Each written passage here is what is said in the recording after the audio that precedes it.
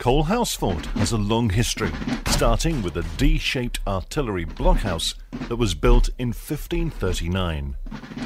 The fort was opened in 1874 after an increased threat of invasion from Emperor Napoleon III of France.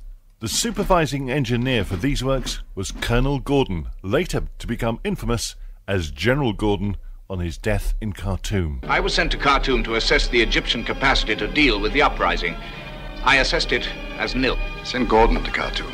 The fort is partly surrounded by a water-filled ditch and a dry ditch to form a defence for the fort. In the bottom of the dry ditch are concrete and stone caponniers. In 1903, the fort was refortified with 6 feet of concrete facade on top of the Victorian battery roof to provide additional coastal guns, 4 6-inch and 4 12-pounder guns. Additional searchlights were added to the fort during the war.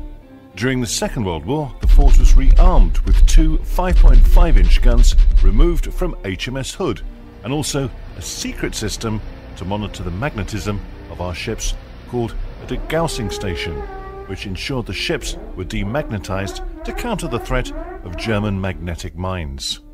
After the war, the fort was handed over to the Admiralty and used to train sea cadets. Then, in 1949, the fort was leased to the Barter Shoe Company, who used it for storage.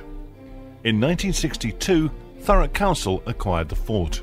The council cleared the land around the fort, creating the public park that is here today. Since 1983, the fort has been leased to the Coalhouse Fort project, who opened the fort on the last Sunday of the month between March and November and on selected bank holidays.